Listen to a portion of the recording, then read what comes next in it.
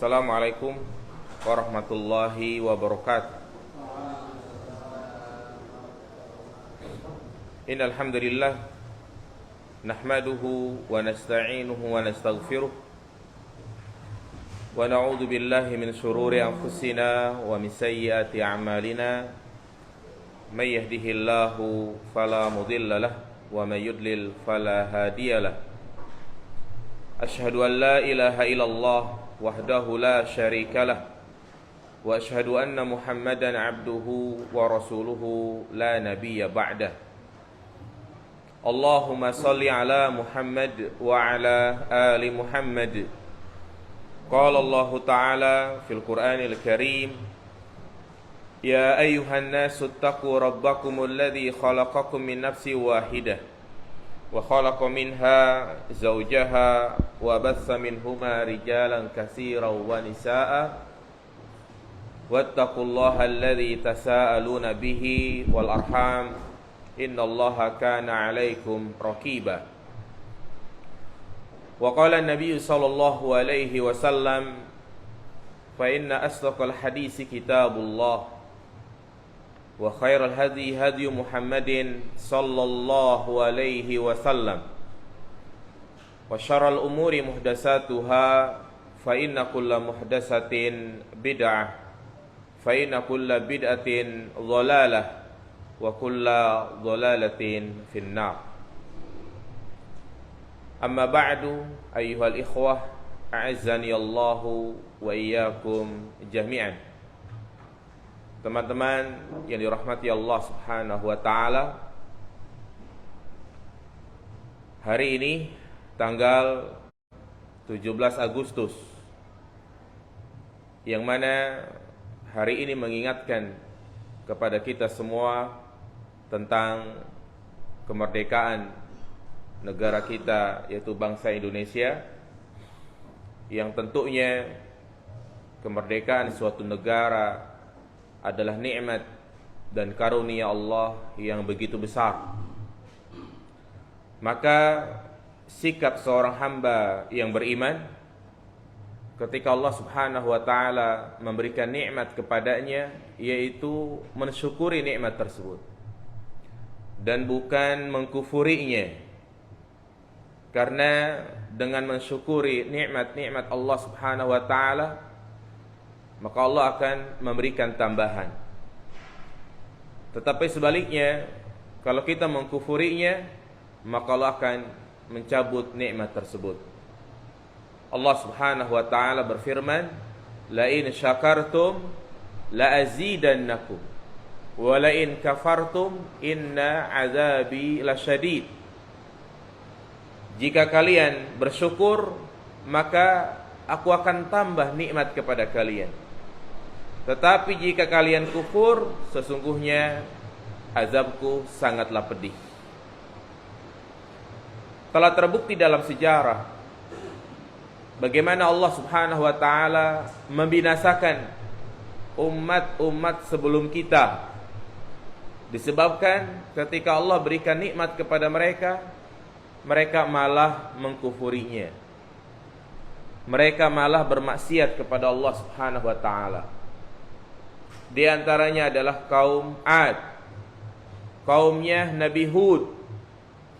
Ya Allah Subhanahu wa taala berikan kepada mereka kenikmatan yang sangat luar biasa yang tidak ada pada umat-umat sebelumnya. Apa kata Allah? Irama dzatil imad allati lam yukhlaq misluha fil bilad. Mereka mampu membangun suatu bangunan yang kokoh yang tidak pernah dilakukan oleh umat-umat sebelum mereka. Tetapi apa? Karena mereka berbuat kufur kepada Allah Subhanahu wa taala, akhirnya Allah binasakan mereka. Allah azab mereka dengan azab yang pedih, yaitu berupa dikirimkan angin yang dingin dan kencang, sehingga mereka pun mati bergelimpangan. Ini dia Fir'aun dan pengikut-pengikutnya. Ya subhanallah, kalau kita baca di dalam Al-Quran, Begitu banyak kenikmatan-kenikmatan yang Allah berikan kepada mereka. Di antaranya Allah mengatakan, kam taraku min jannati wa uyun wa zuru'i wa maqamin karim. Betapa banyak ya kebun-kebun, taman-taman, sungai-sungai yang mereka tinggalkan. Bukan malah mereka bersyukur kepada Allah, mereka malah menentang dakwahnya Nabi siapa jemaah sekalian? Nabi Musa alaihi salam. Bahkan Nabi Musa mau dibunuh. Apa yang terjadi? Allah binasakan mereka. Allah tenggelamkan mereka, Fir'aun dan bala tentaranya di Laut Merah. Dan masih banyak kisah-kisah yang Allah abadikan di dalam Al-Quran tentang umat-umat yang Allah binasakan disebabkan karena mereka berbuat kufur kepada Allah Subhanahu wa taala. Maka dari itulah hendaknya kisah-kisah seperti ini menjadi ibrah, menjadi pelajaran bagi kita semua, bahwasanya nikmat kalau dihadapi dengan bersyukur, niscaya Allah akan tambah nikmat tersebut. Sebaliknya, jika kita berbuat kufur, menggunakan nikmat-nikmat tersebut untuk bermaksiat kepada Allah Subhanahu wa taala, maka bersiap-siaplah Allah akan cabut nikmat tersebut. Makanya sungguh sangat disayangkan apa yang kita lihat di zaman sekarang ini. Bahkan mungkin di hari ini, yaitu para pemuda dan juga orang-orang yang sudah tua, mereka bergembira dengan hari kemerdekaan Republik Indonesia, tapi tentunya mereka ungkapkan kegembiraan itu dengan bermaksiat kepada Allah Subhanahu wa taala. Meminum khamr, bergadang, dugem, joget, main musik. Mereka ya nyewa hotel, kemudian pesta miras, berzina. Maka ya ini jelas bentuk kegembiraan yang membuat Allah Subhanahu wa taala murka. Maka jangan sampai ya sabda Nabi sallallahu alaihi wasallam terjadi di tengah-tengah kita. Rasulullah sallallahu alaihi wasallam menyebutkan dalam hadis yang sahih, innahu sayakunu fi ummati mashun wa khadhun. Akan ada di tengah-tengah umatku di mana Allah Subhanahu wa taala menimpakan bencana berupa apa? Di mana manusia ditenggelamkan ya dari bumi. Kemudian juga Allah hujani mereka dengan batu. Ya, kemudian para sahabat bertanya, "Wa kaifa dzalika ya Rasulullah?" Ya, wa mata dzalik? Kapan itu terjadi? Idza dhaharatil qayyan wal ma'azif wa syaribatil khumur. Ya, apabila bermunculan biduan-biduan wanita, ya, qayyan biduan-biduan wanita, wal ma'azif alat-alat musik, dan khamr pun dilegalkan. Artinya jika hal-hal seperti ini sudah merajalela, dihalalkan, dilegalkan, khamr, perzinahan, alat-alat musik, maka bersiap-siaplah mengundang azab Allah Subhanahu wa ta'ala. Jadi bukan seperti itu kita mensyukuri nikmat kemerdekaan. Mensyukuri nikmat kemerdekaan yaitu dengan kita lebih dekat lagi kepada Allah Subhanahu wa ta'ala, taat kepada perintahnya dan menjauhi larangannya. Mensyukuri nikmat kemerdekaan yaitu dengan cara kita melangkahkan kaki kita ke masjid mengerjakan sholat berjamaah, melangkahkan kaki kita ke majlis-majlis ilmu, memperbanyak sedekah, menyantuni anak yatim, berinfak di jalan Allah. Itulah bentuk bersyukur kepada Allah Subhanahu wa ta'ala. Bukan melakukan lomba-lomba yang di situ mengandung banyak kemaksiatan. Seperti misalnya lomba main futsal, tapi apa? Laki-laki pakai apa? Pakai daster. Ya ini kan nggak boleh. Rasulullah SAW mengatakan, la'anallahu ya ar-rijal al-mutasyabihina bin nisa. Allah melaknat laki-laki yang menyerupai wanita. Kalau yang mengatakan kita kan cuma happy-happy aja, main-main doang, sama aja. Enggak boleh ya kita meniru perbuatan wanita. Jadi ya bukan seperti itu kita mensyukuri nikmat kemerdekaan. Dan juga yang harus kita pahami jamaah sekalian, kemerdekaan itu bukan hanya kita terbebas dari penjajah Belanda, Jepang, company, tetapi hakikat kemerdekaan yang ada pada diri kita, yaitu ketika kita terbebas dari kekangan hawa nafsu. Ketika kita bisa menang melawan hawa nafsu, mengalahkan hawa nafsu untuk melakukan ketaatan kepada Allah Subhanahu wa taala. Artinya apa jemaah sekalian? Kalau kita masih diikat dengan kekangan hawa nafsu sehingga kita pun malas sholat berjamaah, malas melakukan kebaikan-kebaikan, malah menuruti diperbudak hawa nafsunya, berarti jiwanya itu belum apa? Belum merdeka. Dia masih diikat oleh syaitan. Contoh misalnya orang yang masih kesiangan meninggalkan sholat subuh berjamaah.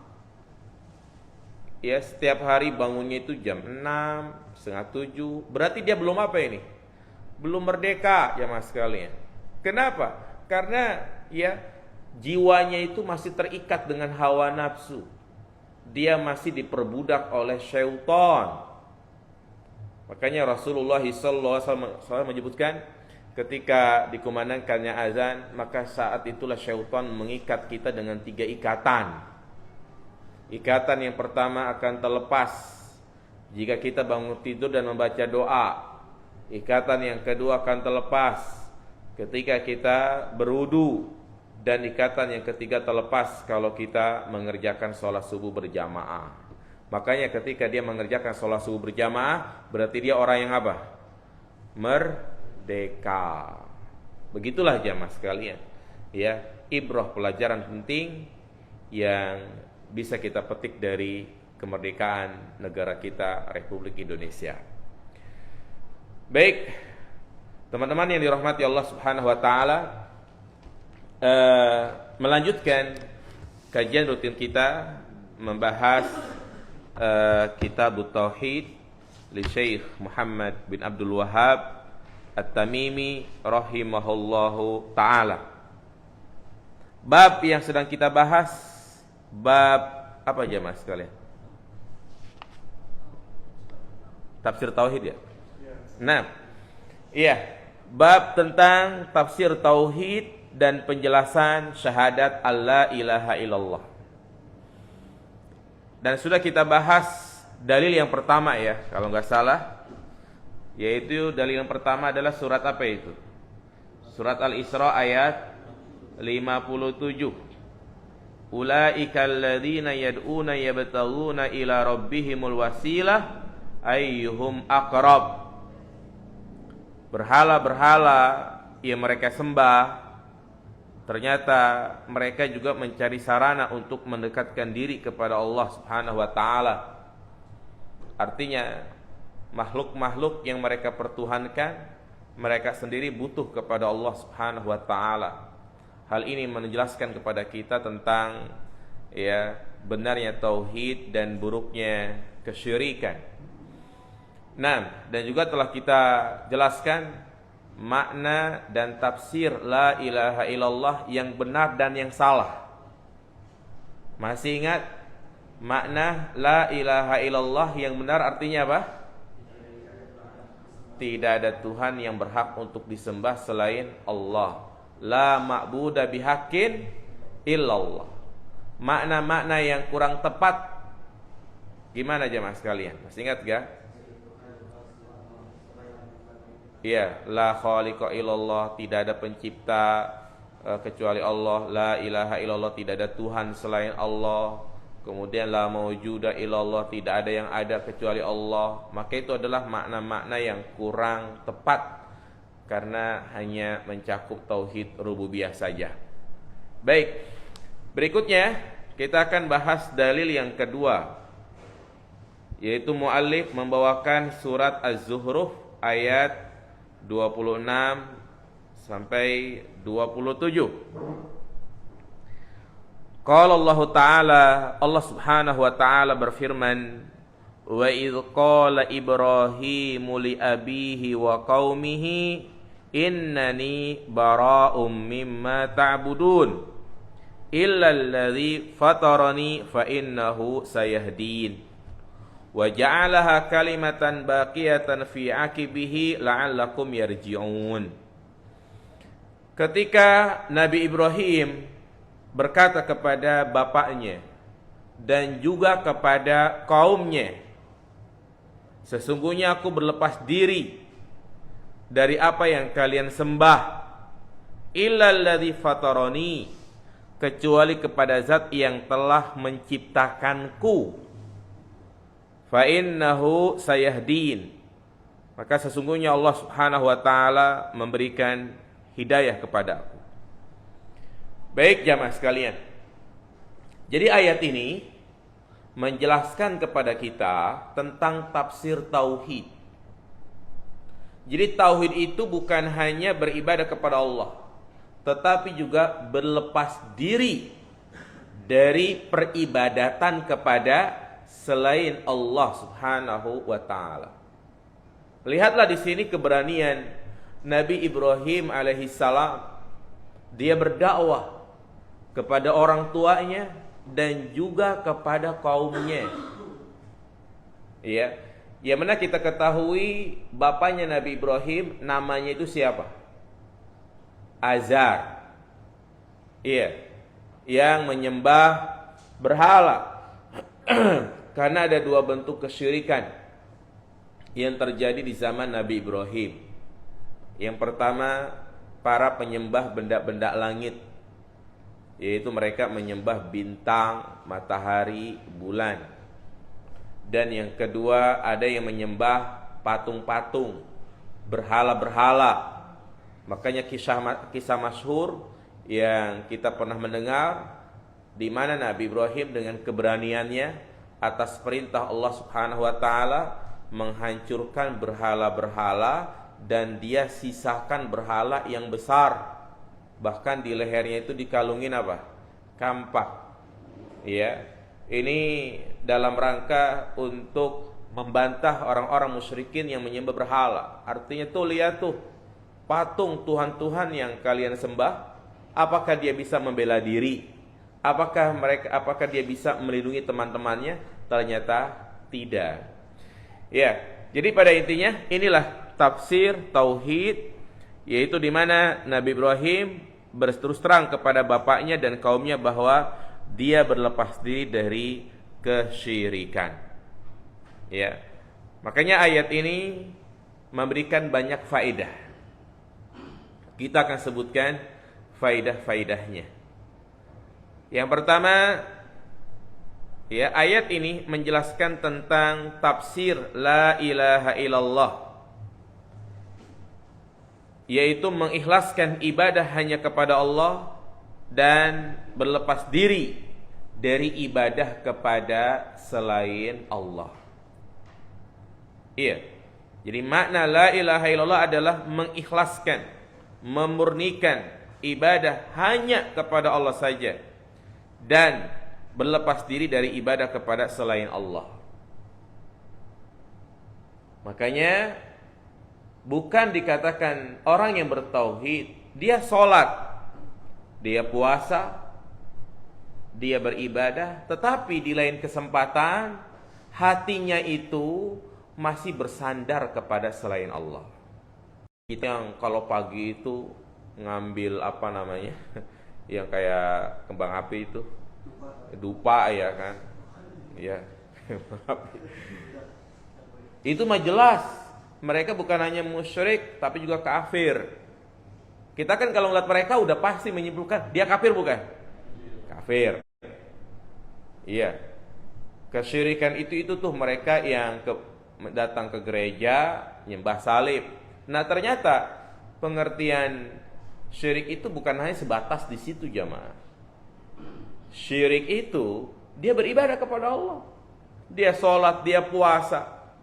Tapi apa? Di lain kesempatan dia masih melakukan kesyirikan dalam beberapa bentuk ibadah. Iya, seperti misalnya mendatangi dukun, percaya dengan dukun, iya kan? Bertabaruk dengan benda-benda mati. Sampai beberapa hari yang lalu itu ada yang tanya sama saya, Pak Ustadz, apakah termasuk syirik? Ya, saya kemana-mana bawa botol isinya air. Lah emang kenapa tuh bawa air? Jadi air itu bekas rendaman rambut Rasulullah Shallallahu Alaihi Wasallam. Ya, jadi dia bertabaruk dengan air yang dikatakan bekas rendaman rambut Rasulullah SAW. Nggak tahu itu dari mana rendamannya gitu kan ya. Nah ini lah itu ya jelas syirik jamaah sekalian. Berarti dia bertabaruk kepada benda-benda mati yang tidak diperkenankan oleh syariat. Ya. Nah, dia sholat dia, sodako, kurban, wayanya kurban dia kurban. Tapi apa? Mendatangi dukun-dukun, ya. Walaupun pada prakteknya dia baca-baca zikir, tapi ternyata pada hakikatnya itu adalah dukun. Segala penyakit dipindahin ke kelapa lah, mau jadi bohongin ya kan. Taunya kelapanya emang udah dibelah duluan ya kan. Siapa itu? Lagi viral. Nah, ya makanya ini yang pertama. Jadi syirik itu dia beribadah kepada Allah, tapi dia juga beribadah kepada selain Allah. Yang kedua, ayat ini menjelaskan kepada kita tentang penetapan rukun tauhid. Ya, penetapan rukun tauhid. Rukun itu artinya sesuatu yang harus ada. Tanpa adanya rukun tersebut maka batal. Seperti sholat, ada rukun sholat ya kan. Ada rukun haji, rukun puasa. Di antara rukun sholat adalah ruku. Kita sholat nih kagak ruku, sah gak sholat kita? Tidak sah, itu rukun. Nah demikian pula rukun tauhid ada dua, yaitu al-isbat wan nafyu. Ya, al-isbat artinya menetapkan. An-nafyu artinya menafikan, meniadakan. Apa maksudnya al-isbat menetapkan? Yaitu di mana kita wajib menetapkan ya bahwasanya zat yang berhak diibadahi hanya Allah. Kemudian an-nafyu artinya kita meniadakan. Ya, meniadakan dan menafikan Tuhan-Tuhan selain Allah. Baik. Kemudian faedah berikutnya, faedah yang ketiga, ketika Nabi Ibrahim mengatakan innani bara'um mimma ta'budun, sesungguhnya aku berlepas diri apa yang kalian ibadahi. Maka yang ketiga jamaah sekalian, tauhid melazimkan sikap berlepas diri dari syirik dan pelaku-pelakunya. Ya. Tauhid melazimkan berlepas diri dari syirik dan pelaku-pelakunya. Inilah di antara prinsip ya, pokok dasar Islam dan juga merupakan pokok akidah Ahlussunnah wal Jamaah. Dan juga merupakan kunci kesempurnaan tauhid, yaitu apa yang disebut dengan al-wala wal bara. Nah ini kita bahas sedikit tentang al-wala wal bara.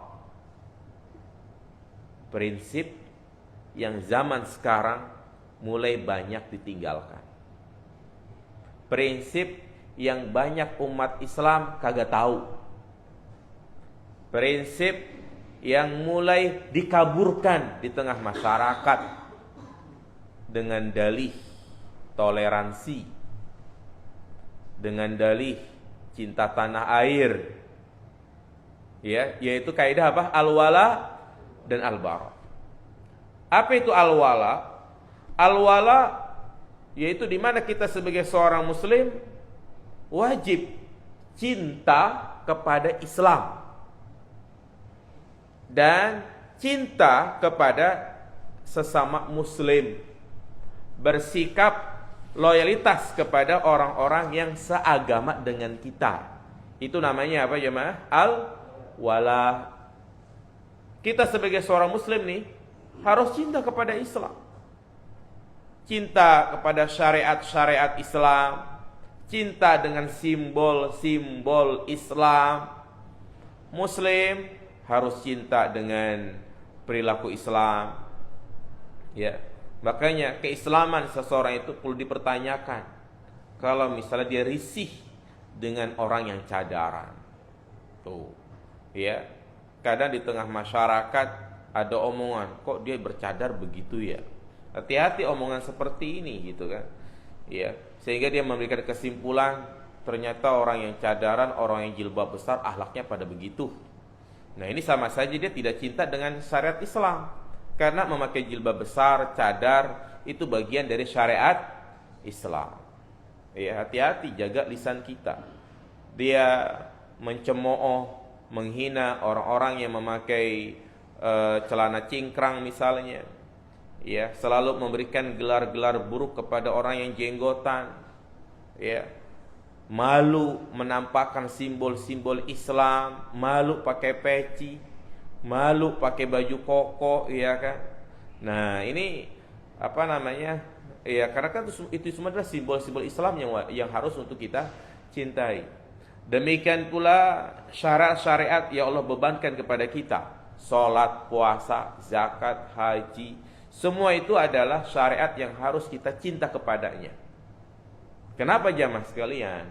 Karena jika di dalam hati kita itu tertanam rasa cinta kepada syariat-syariat tersebut, maka insya Allah kita menjalankan kewajiban tersebut dengan sepenuh hati.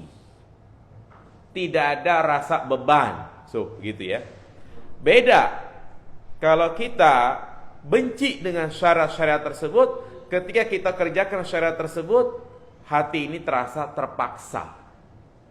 Makanya pekerjaan, kalau kita sudah cinta kepadanya, mudah gak jamaah sekalian? Mudah. Terasa mudah dan tidak menjadi beban. Tetapi kalau kerjaan itu kita anggap sebagai beban hidup, maka yang ada adalah kita tidak merasa nyaman dengan pekerjaan itu. Ya, mendapatkan tekanan dan yang lainnya. Nah, inilah disebut namanya ya al-wala, menanamkan rasa cinta kepada Islam, syariat Islam dan juga kepada sesama muslim. Kita nih sesama Islam ya harus saling mencintai, tidak boleh saling benci, hasad, dengki. Senang ketika saudara kita mendapatkan nikmat, bukan malah hatinya ngedongkol, bukan malah hatinya ngedumel. Maka itu bukan mencerminkan seorang muslim. Nah, kemudian yang kedua apa tadi? Al-bara. Nah, ini al-bara artinya berlepas diri dari kesyirikan dan pelakunya. Kita wajib membenci mereka. Kita wajib memusuhi mereka. Ini nih, kalau kita ucapin seperti ini di depan orang-orang liberal, mereka enggak mau terima jamaah sekalian. Kita kepada non-muslim wajib membenci, wajib memusuhi mereka. Kenapa? Karena sebab kekufuran mereka. Siapa yang menyuruh kita untuk membenci mereka? Allah subhanahu wa ta'ala, bukan siapa-siapa. Lihat, perhatikan dalam surat Al-Hasyr. Dalam surat Al-Mujadilah ayat 22. Allah mengatakan, la tajidu qauman yu'minuna billahi wal yawmil akhir yuwaduna man hadallaha wa rasulah. Engkau tidak akan mendapati suatu kaum yang beriman kepada Allah dan hari akhir, mereka mencintai orang-orang yang memusuhi Allah dan Rasulnya. Ya, walau kanu aba'ahum au abna'ahum au ikhwanahum au ashiratahum, walaupun mereka itu adalah kerabat dekat kalian, bapak kalian, keluarga kalian, ibu kalian, ya saudara kalian, tetap kita nggak boleh mencintai mereka. Ini ayat yang sangat tegas di mana kita nggak boleh mencintai mereka.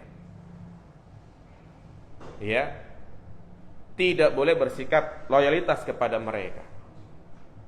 Jangan sampai ketika disampaikan seperti ini, oh ini kayaknya Ustadz intoleran nih. Tidak, ini dari Al-Quran.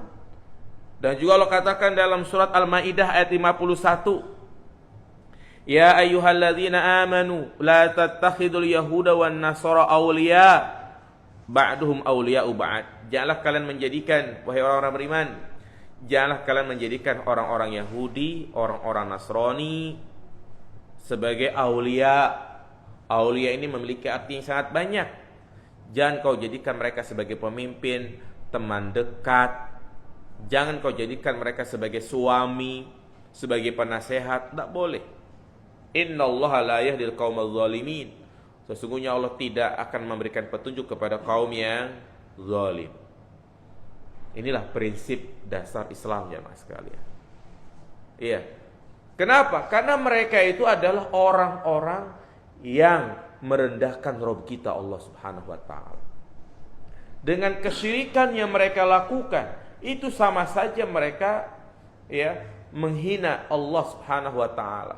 Bayangkan kalau ada orang menghina orang tua kita, kita marah. Bagaimana dengan orang yang menghina Allah Subhanahu wa taala, itu dengan menyekutukan Allah Subhanahu wa taala. Padahal Allah menciptakan dia, Allah yang memberikan rezeki kepada dia, malah dia beribadah kepada selain Allah. Logikanya ya seperti misalnya kalau kita cinta kepada istri, ya kan, dibeliin skincare, dirawat wajahnya, udah cantik malah dicium orang gitu kan. Marah gak kita jamaah sekalian? Marah, begitu.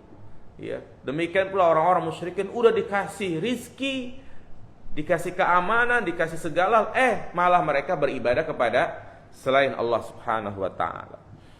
Nah, lalu bagaimana dengan firman Allah Subhanahu wa taala yang kita disuruh untuk berbuat baik kepada kedua orang tua walaupun mereka itu dalam kondisi kafir? Maka ya tetap kita berbuat baik kepada kedua orang tua dan tentunya melihat koridor syar'i. Artinya ya kita boleh mentaati mereka dalam perkara-perkara yang tidak bertentangan dengan nilai-nilai Islam. Tetapi ingat nih jamaah sekalian, yang harus digarisbawahi ya. Tadi kan saya sampaikan kita disuruh membenci mereka, ya kan. Kita disuruh untuk memusuhi mereka. Tapi bukan berarti kita boleh menzolimi mereka. Sekali lagi, membenci mereka bukan berarti kita menzolimi mereka. Karena ada dua kelompok nih yang salah paham tentang mana al-wala dan al-bara.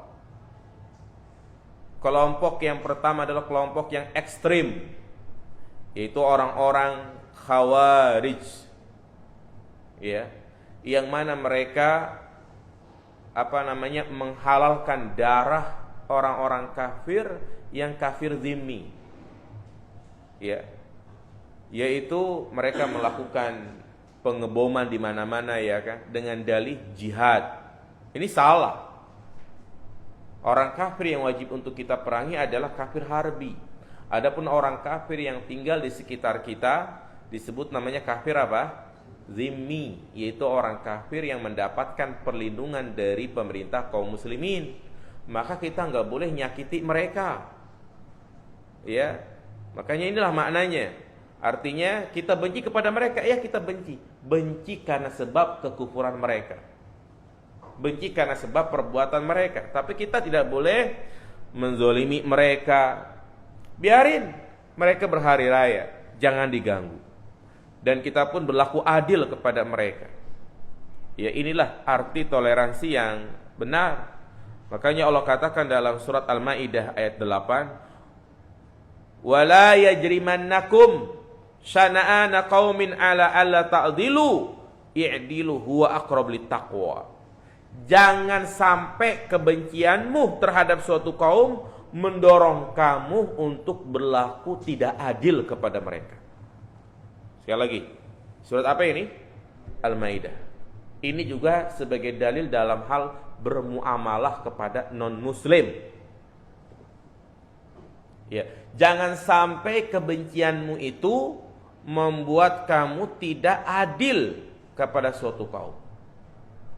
Kita nih muamalah sama orang kafir, melakukan jual beli.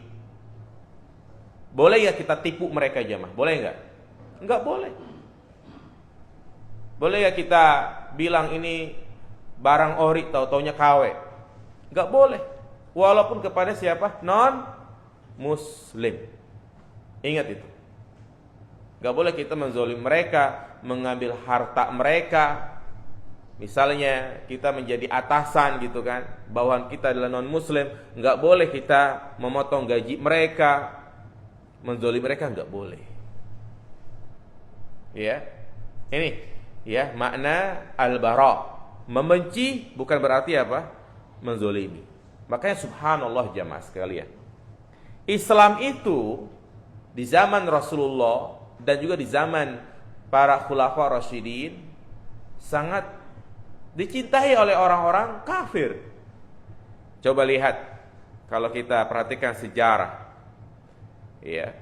Ketika Nabi berada di Madinah, Islam mulai tersebar banyak. Di Madinah tetap ada orang kafir enggak jemaah sekalian? Tetap ada, itu orang Yahudi. Bahkan 3 kabilah Yahudi tinggal di Madinah, yaitu Yahudi Bani Qainuqa, Bani Quraidah, dan juga Bani Nazir. Dan mereka merasa merasa nyaman dengan pemimpin kaum muslimin. Makanya ketika Umar bin Khattab meninggal dunia, ya, ahlul kitab menangisi kematian Umar. Ahlul kitab orang Yahudi, orang Nasrani nangis atas kematian Umar. Kenapa? Karena Umar berlaku adil. Demikian pula ya Nabi SAW bermuamal kepada orang-orang Yahudi, ya kan, sampai Nabi menggadaikan baju besinya untuk membeli makanan pokok. Ya, Nabi berlaku adil. Jadi ini yang harus dipahami jemaah sekalian. Jangan kita bersikap ekstrim. Jangan sampai ketika kita mendapatkan ayat ini nih, surat Al-Maidah ayat 51, surat Al-Mujadilah ayat 22 mengatakan boleh menzolim mereka, tidak. Dan juga kelompok yang kedua ini, kelompok yang kedua ini yaitu yang kelewat batas dalam makna toleransi. Yaitu bagaimana? Ya, mereka mengikuti hari raya mereka, orang Islam mengikuti hari raya mereka, sama-sama mengucapkan selamat Natal, ya kan, pakai atribut-atribut Natal. Ya ini yang kebablasan namanya. Naam, Islam menjunjung tinggi arti toleransi. Toleransi yang benar itu di mana kita tidak mengganggu hari raya mereka, tidak mengganggu peribadatan mereka. Itu toleransi yang benar, bukan malah kita datang ke gereja bawa nasi tumpeng, bukan malah kita sama-sama mengucapkan hari raya mereka, bukan kita memakai atribut-atribut Natal. Itu yang tidak diperbolehkan. Ya, jelas jamaah sekalian? Nah, jadi subhanallah, ini menunjukkan kepada kita bahwa Islam adalah agama yang adil. Nah, makanya penting bagi kita untuk mengetahui bentuk loyalitas kepada orang kafir yang terlarang. Ini berarti faedah yang keberapa ini? Faedah berikutnya yaitu faedah yang keempat ya, yaitu memahami bentuk-bentuk al-wala kepada orang kafir yang terlarang nih. Biar kita lebih paham bagaimana bentuk-bentuk loyalitas kepada orang kafir yang terlarang.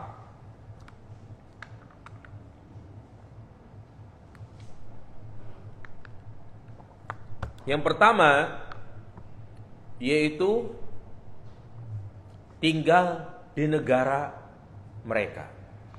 Gak boleh jemaah sekalian. Seorang muslim haram tinggal di negeri kafir.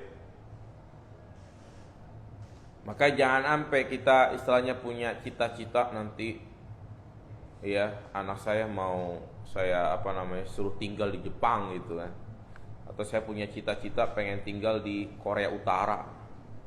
Emang ada apa di sono ya kan? Ini nggak boleh. Ya, apa kata Nabi SAW?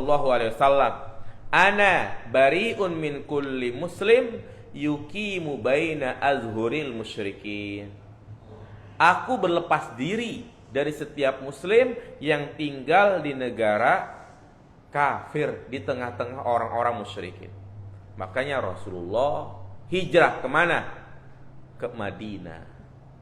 Loh, tadi kan dikatakan di Madinah ada orang Yahudi. Sedikit, ya, yang dominan itu adalah kaum muslimin, dan juga kaum muslimin bisa memegang kendali. Makanya mereka itu pada pergi tuh, karena mereka berkhianat ya kepada Nabi SAW. Akhirnya sebagian ada yang pergi meninggalkan kota Madinah.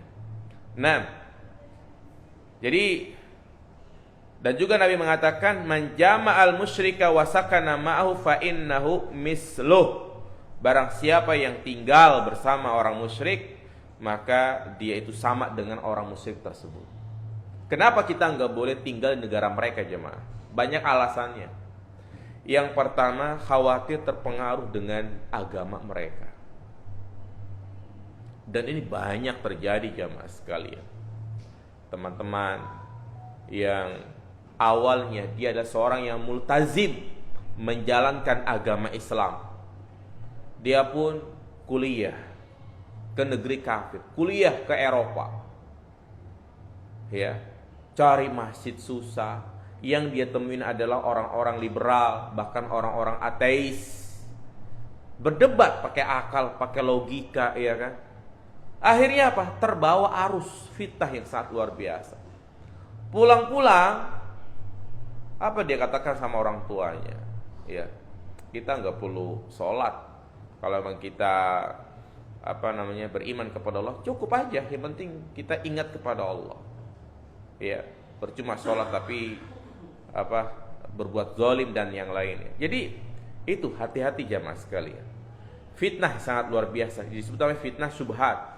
Belum lagi kita nggak bisa menegakkan syiar-syiar Islam. Mau sholat berjamaah susah, perempuan pakai jilbab dilarang, tidak pernah mendengarkan suara kumandang azan.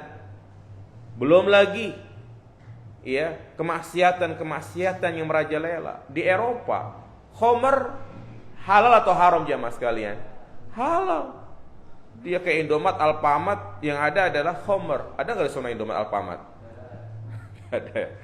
Nah, toko-toko isinya yaitu bir, whisky, segala macam, topi miring. Belum lagi kita mau makan restoran-restoran yang tidak menjaga kehalalannya. Jadi buat apa kita ke negeri kafir? Haram jamaah sekalian. Liburan pun kalau bisa jangan ke sana. Masih banyak tempat-tempat liburan yang berasaskan Islam, kecuali jika memang ada kebutuhan yang sangat mendesak, mau berobat misalnya, atau juga dia kuliah mengambil pelajaran umum yang tidak ada di negeri Islam, baru nggak apa-apa. Misalnya dia ngambil jurusan kedokteran, ngambil spesialis jantung dan yang lainnya, maka ya tidak mengapa. Tapi selesai langsung apa? Pulang. Atau ada tugas negara, atau ada bisnis, ya, maka selesai langsung pulang. Baik. Dan juga diantara bentuk al-wala kepada mereka adalah menjadikan teman dekat, teman curhat, kemana-mana bareng. Kalau ada masalah curhat sama dia, nggak boleh. Demikian pula memberikan nama-nama mereka. Ya, kalau kita sudah mengetahui itu adalah nama orang kafir, maka kita tidak boleh memberikan nama anak kita dengan nama mereka. Walaupun dia adalah bintang bola, artis ini, artis itu nggak boleh. Ya, malu dengan muka kita sebagai orang Indonesia jamaah sekalian. Kadang namanya apa itu kan, ya, nama-nama artis-artis Korea, tapi kulitnya hitam, ya kan nggak cocok seperti itu. Demikian pula Ya, termasuk sikap wala adalah tasyabuh, menyerupai gaya hidup mereka. Ya, seperti misalnya merayakan tahun baru, ikut-ikutan merayakan hari Valentine Day yang biasa dilakukan para pemuda tanggal berapa itu? 14 Februari. Nggak boleh kita ikut-ikutan. Anak SD ikut-ikutan, tukar cekok-coki lah gitu kan. Ya, nggak boleh. Ikhwan, akhwat, haram. Ya, mengikuti acara-acara seperti itu, merayakan hari ulang tahun. Ya, ketika kita berada di hari tanggal kelahiran kita, maka justru kita harus sedih jamaah sekalian, bukan malah bergembira. Kenapa? Karena semakin bertambah umur kita berarti semakin berkurang ya hidup kita di dunia. Demikian pula ya olahraga yoga adalah gerakan-gerakan yaitu memuja dewa. Itu termasuk bentuk tasyabuh, menabur bunga ketika ziarah kubur. Makanya termasuk kebiasaan non muslim, gak boleh. Ya, kemudian tradisi tukar cincin tunangan sebelum nikah itu juga gak boleh. Bahkan itu termasuk tiwalah. Kadang cincin itu dijadikan sebagai tanda cinta. Ketika cincin itu selalu dipakai, berarti menandakan pasangannya itu cinta. Tapi kalau ternyata cincinnya itu dijual di toko emas, merasa menandakan apa? Berarti cintanya dijual ya kan? Nah ini nggak boleh jamaah. Itu termasuk ya tasyabuh bil kufar. Baik, dan faedah yang terakhir, tauhidur rububiyah yastalzim tauhid al-uluhiyah. Tauhid rububiyah itu melazimkan tauhid uluhiyah. Artinya ketika kita meyakini Allah adalah satu-satunya zat yang menciptakan kita, yang memberikan rizki kepada kita, yang menjaga kita, maka melazimkan Allah adalah satu-satunya zat yang berhak untuk diibadahi. Baik, saya kira cukup penjelasan dari dalil yang keberapa? Yang kedua, yang mana banyak faedah yang tadi kita sebutkan, yaitu al-wala dan al-bara. Adapun dalil berikutnya nanti insyaallah kita akan bahas tentang syirkut ta'ah, ya syirik dalam ketaatan, yang kita akan ambil pelajaran dari surat At-Taubah ayat 31. Silakan Bapak Ibu yang ada pertanyaan, yang bertanya dapat hadiah. Hadiahnya apa? Umroh. Buku ya.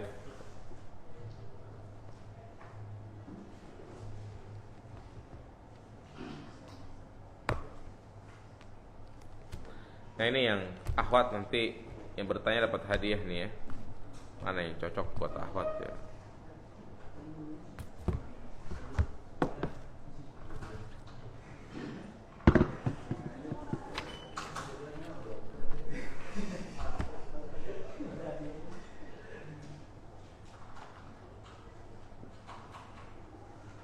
Ini akhwat juga ini. Hah? Oh iya, ini itu.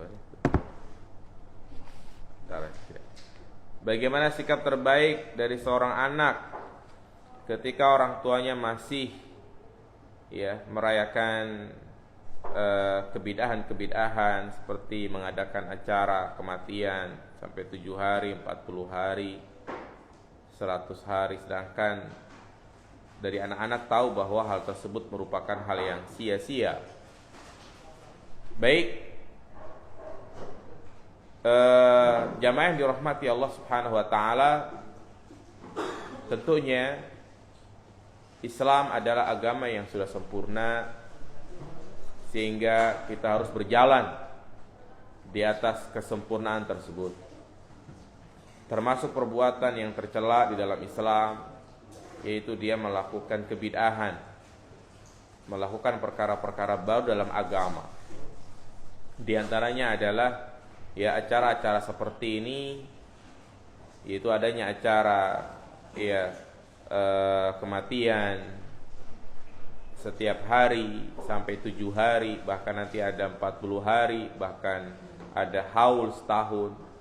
Jelas hal seperti ini menambah kesedihan keluarga si mayit, yang mana mereka kadang memutar otak gimana untuk cari modal gitu kan. Sampai saya pernah melihat sendiri gitu ya, ada orang yang ngangon sapi, bukan ngangon kambing ya, ngangon sapi. Ada berapa itu ya? Ada 3 atau ada 5 gitu ya. Ini buat apa Pak sapi Pak? Kan mau waktu itu lagi nyari sapi gitu kan, mau kurban, dia nggak mau jual. Ini buat apa Pak? Buat persiapan kalau saya mati. Maksudnya ya buat acara 7 hari, kalau mati ya itu dijual, uangnya buat acara kayak gitu. Lihat tuh. Yang wajib dia tinggalin apa itu? Kurban. Ini kan ya Allah keliru gitu kan. Iya. Inilah orang yang tertipu. Yang wajib dia tinggalin, yang kurban dia tinggalin, malah yang tidak wajib malah dia kerjain. Gitu. Justru keluarga sekitarlah yang memberikan bantuan kepada orang tersebut. Ini jangan istilahnya uang selawat dipakai buat acara kayak begitu gitu kan. Istilahnya kalau ada uang takziah, tahu kan uang selawat ya kan? Pakai nampan ditutupin pakai apa? Pakai kerudung ya kan. Ya itu sebenarnya buat keluarga si mayit, buat tinggalkan, bukan untuk acara-acara gitu lagi gitu ya. Maka sikap seorang anak yang pertama adalah menasehati kedua orang tuanya dengan cara yang bijak, dengan cara yang lemah lembut ya. Dan ini adalah prinsip yang harus disampaikan dengan cara yang baik ya. Kemudian yang kedua, kalau memang tidak bisa ya sudah, artinya dia hindari pas ketika acara tersebut. Sampaikan ke orang tua, harus tegas. Artinya kita harus punya prinsip ya, memang pasti akan mendapat kecaman, itu pasti sudah menjadi sunatullah, sudah menjadi ketentuan Allah. Kita akan, kamu ngaji di mana, kamu kerja di mana, gara-gara kamu kerja di akikoh jadi kayak begini nih ya kan. Biasa kita hadapi aja, kita hadapi saja, dan kita kantor dengan sikap kita yang baik. Setiap bulan kasih duit, diem ya kan. Iya, yang penting kita baik sama orang tua. Iya, sebagian gaji kita berikan ke orang tua, insya Allah dia diem. Kita lebih baik lagi, terutama bagi perempuan. Iya, dia cuci piring, cuci baju orang tuanya, dia ngepel, dia apain kalau dia belum nikah ya gitu ya. Maka insya Allah hati orang tua itu akan luluh dengan kemuliaan akhlaknya.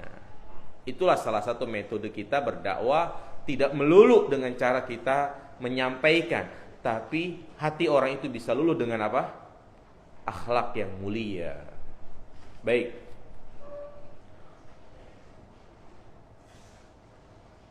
Mohon sarannya karena ibu saya ada keinginan untuk membangun makam ayah saya dengan dicor semen.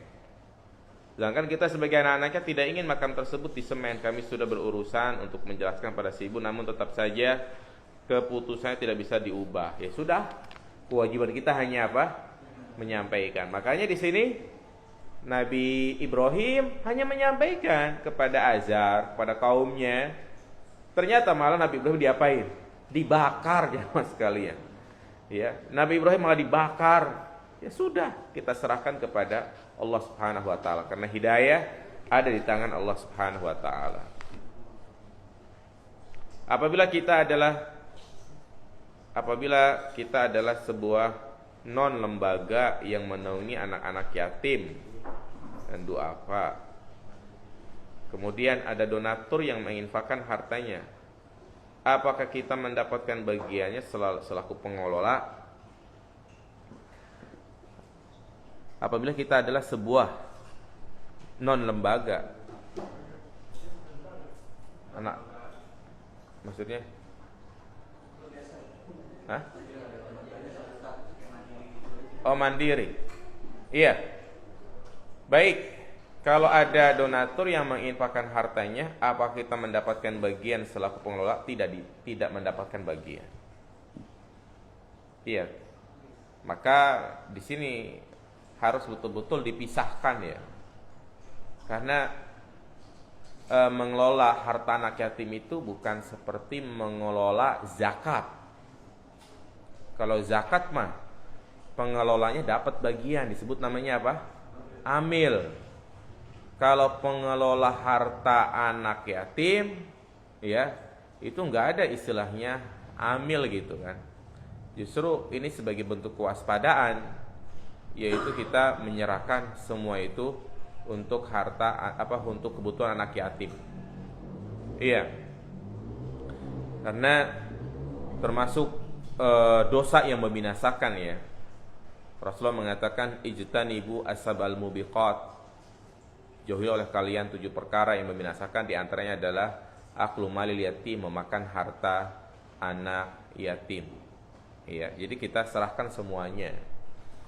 Nah, kecuali kalau memang dia adalah suatu lembaga ya yang ngurusin betul-betul sebagai wali anak yatim ya.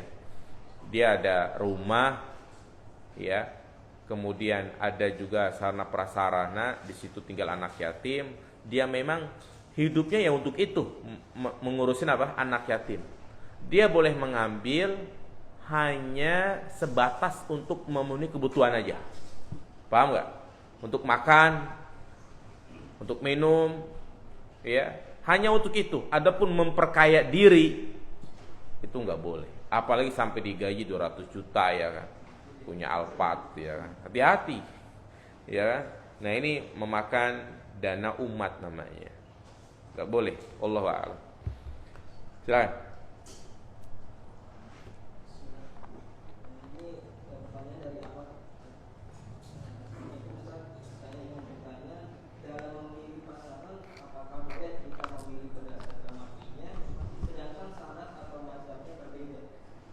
Materinya. Iya, baik jamaah sekalian. Maka bagi seorang akhwat ya, nasihat yang sangat bermanfaat buat dia yang ingin menikah, hendaknya yang diutamakan, yang didahulukan adalah agamanya. Nah, Rasulullah memang menyebutkan ya, seorang itu dinikahi ya karena mungkin ketampanannya, materinya, keturunannya, dan agamanya. Tapi agama adalah nomor 1. Agama di sini mencakup secara umum. Yang pertama ya, baik agamanya dia adalah seorang muslim yang istiqomah, yang berakidah ahlus sunnah wal jamaah ya, dan juga rajin sholat berjamaah, kemudian ikut pengajian-pengajian yang jelas manhaj dan akidahnya. Itu yang harus diutamakan. Kenapa? Karena kalau hal ini tidak terpenuhi, maka yang ada itu adalah pertentangan terus di dalam keluarga. Masalah akidah ya, seperti tadi ya, dia cari calon suami yang ternyata masih melakukan perkara-perkara bid'ah. Ini pasti akan terlalu berlawanan. Yang ada berantem terus, diskusi terus. Khawatir justru istrinya itu terkena subhat begitu. Ya, ini yang pertama. Ya setelah itu kalau agamanya bagus ya cari yang lain ya, dari sisi ketampanannya atau mungkin dari sisi materinya. Ya, karena kan yang harus kita pahami bahwa pernikahan itu jangan kita pandang lagi seneng-senengnya doang gitu kan. Kadang semua kita yang belum menikah itu memikirkan pernikahan hanya pas malam pertama, jalan-jalan, boncengan, ya kan? Bukan hanya itu nikah itu. Nikah itu lebih jauh, ya. Kita harus juga memikirkan bagaimana kalau udah punya anak, kalau anak sakit, ya kan? Ya itu yang harus kita pikirkan juga. Ya, jadi intinya nggak boleh kita hanya melihat materinya, tapi juga lihat agamanya. Wallahu a'lam. Silakan.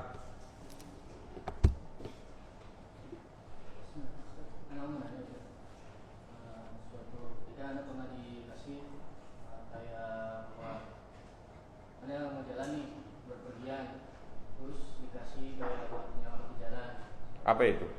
Bawang putih sama putih. Itu mah, iya itu. Ya, terus karena yang ngasih ini saudara, terus takut memang kalau ditentang musuhan atau ribut, akhirnya anak terima sama istri anak terima, tapi di jalan tuh anak buang. Jangan, saya buat ngayur kan. Iya, iya. Apakah yang seperti itu ada juga termasuk berbuat syirik? Iya. Ini sama kayak waktu mau naik Gunung Sumbing itu ya, lewat apa saya lupa itu di base campnya itu dibekelin gituan tuh kan, kayak apa namanya, kemiri, ketumbar, diplastikin, bawa ya sampai atas ya, nanti bawa pulang lagi. Iya, jelas itu nggak boleh ya, itu bagian dari jimat ya, nanti insya Allah kita akan bahas babnya. Jadi jimat sebagai media untuk bertawakal, mencegah madarat, maka itu jelas termasuk kesyirikan ya, semuanya. Termasuk juga wafak yang selalu disimpan di dompet raja, walaupun ada tulisan-tulisan Al-Qur'annya, maka itu juga semuanya tidak diperbolehkan. Nah, apakah perbuatan itu termasuk syirik ya? Sebenarnya yang pertama kita sampai nggak perlu kita dakwahi, justru ya kita sampaikan kayak gitu ya, kita harus berani untuk menyampaikan gitu. Kalau dia hanya mengatakan ini mah cuma syarat doang, pasti kayak gitu alasannya, itu mah cuma syarat doang, tetap kita tawakal kepada Allah, tetap nggak boleh ya. Tapi kalau dipaksa apa gitu kan, ya udah, kita nggak apa-apa, kita ambil, setelah itu kita buang karena tidak ada manfaatnya. Tapi yang utama adalah karena itulah keyakinan syirik, kita ingatkan, walaupun dia mengancam dengan ancaman, kamu nanti kalau kamu nggak bawa pamali kamu, terjadi begitu, nah itu tambah lagi syiriknya gitu kan. Ini sama seperti orang nggak mau nikahin anaknya di bulan sekarang nih, bulan apa ini? Muharram, ya kan? Ya karena dikatakan bulan sial gitu kan. Ya nggak boleh, itu termasuk syirik. Baik, cukup. Ada lagi? Silakan.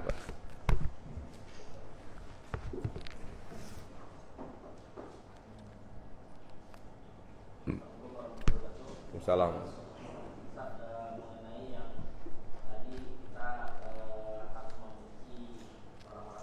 Nah,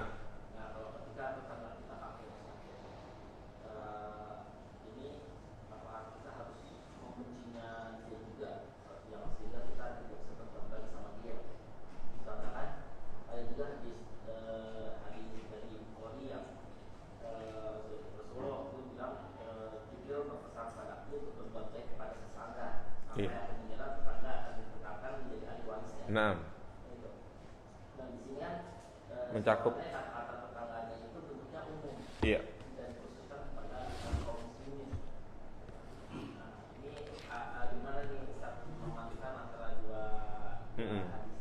Baik, ahsan. Jadi apa namanya? Itu hadis yang sahih ya, tentang anjuran untuk berbuat baik kepada tetangga, dan itu mencakup tetangga muslim dan juga non muslim. Bahkan di sana juga ada yang lebih tegas lagi ya. Firman Allah Ta'ala dalam surat Al-Mumtahanah ayat 8, Allah mengatakan, la yanhakumullahu 'anil ladzina lam yuqatilukum fid din wa lam yukhrijukum min diyarikum an tabarruhum wa tuqsitu ilaihim innallaha yuhibbul muqsitin. Allah tidak melarang kalian untuk berbuat baik kepada orang kafir.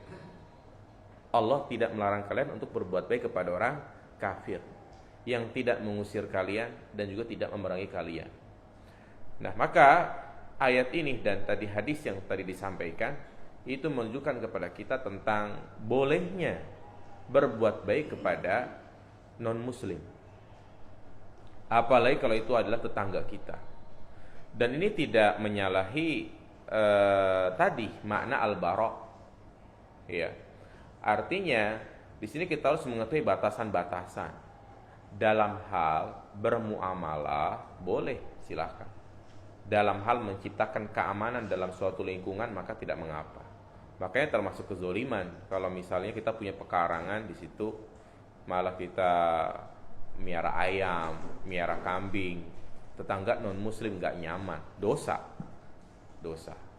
Ya, jadi pada intinya kita tidak boleh menzalimi mereka. Tetap benci mah ada, kebencian maksudnya bukan kebencian kepada person ya, tapi kebencian karena sebab dia apa? Kafir. Iya. Dan berbuat baik kepada mereka juga harus mengikuti batasan-batasan syariat. Ya, seperti sekedar ngasih hadiah. Ya, adapun kalau tadi misalnya dia pas lebaran tuh datang ngasih ketupat gitu kan. Dia ngucapin selamat hari raya Idul Fitri. Ya kita terima, nggak apa-apa. Tapi jangan kita gantian pas hari raya mereka, kita ngasih hadiah ke mereka, itu yang nggak boleh. Bisa dipahami? Jadi intinya boleh kita berbuat baik kepada mereka. Cukup ya? Udah mau maghrib. Demikian, semoga bermanfaat. Insya Allah kita lanjutkan lagi di pertemuan berikutnya. Ya, masih membahas bab tentang tafsir tauhid. Subhanakallahumma bihamdika asyhadu an la ilaha illa anta astaghfiruka wa atubu ilaik. Assalamualaikum warahmatullahi wabarakatuh.